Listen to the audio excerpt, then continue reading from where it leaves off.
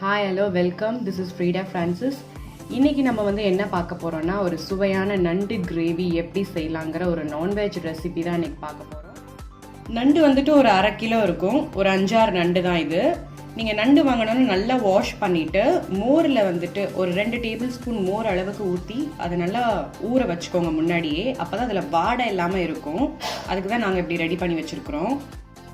ஒரு கடாயில் ஃபஸ்ட்டு நம்ம வந்துட்டு 2 டேபிள் ஸ்பூன் எண்ணெய் ஊற்றிக்கலாம்.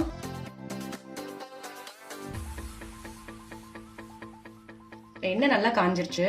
இப்போ வந்து ஒரு பிரியாணி இலை, 5 கிராம்பு, 1 பூ, 2 பட்டை போட்டுடலாம்.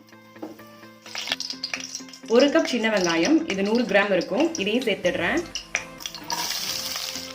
வெங்காயத்தை நல்லா வதக்கிக்கோங்க.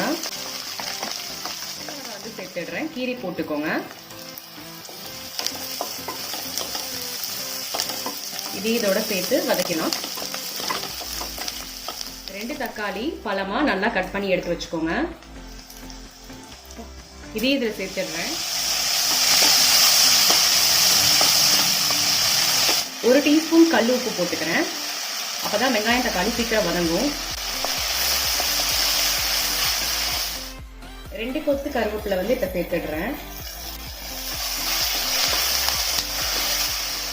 1 டீஸ்பூன் இஞ்சி பூண்டு பேஸ்ட் இப்ப சேர்த்துடுறேன்.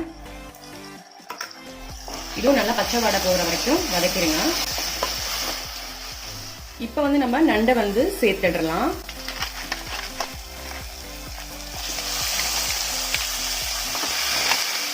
நண்டை வந்து மோரில் ஊற வச்சிருந்தோம் இல்லையா, அதை மோரை வடிகாட்டிட்டு நீங்கள் நண்டு மட்டும் இதில் போட்டு கிளறிடுங்க. நல்லா மஞ்சள் போட்டுடுறேன். 1 டீஸ்பூன் மிளகாய் தூள், 1 டீஸ்பூன் மல்லித்தூள் இதோட சேர்த்து நண்டை நல்லா மிக்ஸ் பண்ணிடுங்க. தேவையான அளவுக்கு இந்த சமயத்தில் தண்ணி சேர்த்துடலாம். அப்போதான் நண்டு வந்து நல்லா கொஞ்சம் வேகும். நண்டு வந்துட்டு ஒரு 15 மினிட்ஸ் வேகணும். மூடி போட்டு அப்படியே விட்டுருங்க.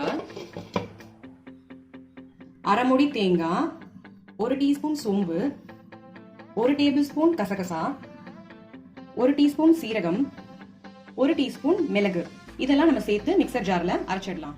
இப்போ 15 மினிட்ஸ் ஆயிடுச்சு. நண்டு வந்து வெந்திருக்கும். எடுத்து பாத்திரலாம்.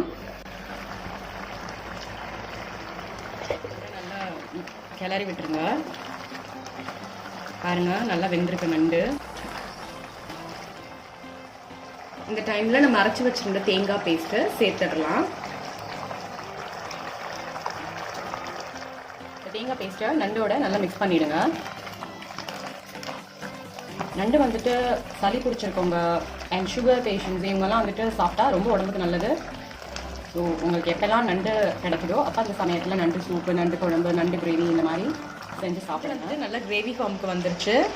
கடைசியாக நம்ம வந்துட்டு மல்லித்தலை தூவிடலாம். ஸோ நண்டு கிரேவி வந்து ரெடி ஆகிடுச்சு. நீங்களும் கண்டிப்பாக இந்த சிம்பிளான நண்டு கிரேவியை உங்கள் வீட்டில் உள்ள பொருளை வச்சு ஈஸியாக செய்யலாம். ஸோ கண்டிப்பாக ட்ரை பண்ணி பாருங்கள். மறக்காமல் என்னோட ஃப்ரீடா ஃப்ரான்சிஸ் சேனலுக்கு லைக் பண்ணி, ஷேர் பண்ணி, கமெண்ட் பண்ணி, சப்ஸ்கிரைப் பண்ணுங்கள். பெல் பட்டனை ஆன் பண்ணுங்கள். நெக்ஸ்ட் ஒரு சூப்பரான ஒரு ரெசிபியோட உங்களை நான் பார்க்குறேன். Until then, bye, tata. Thank you for watching, friends.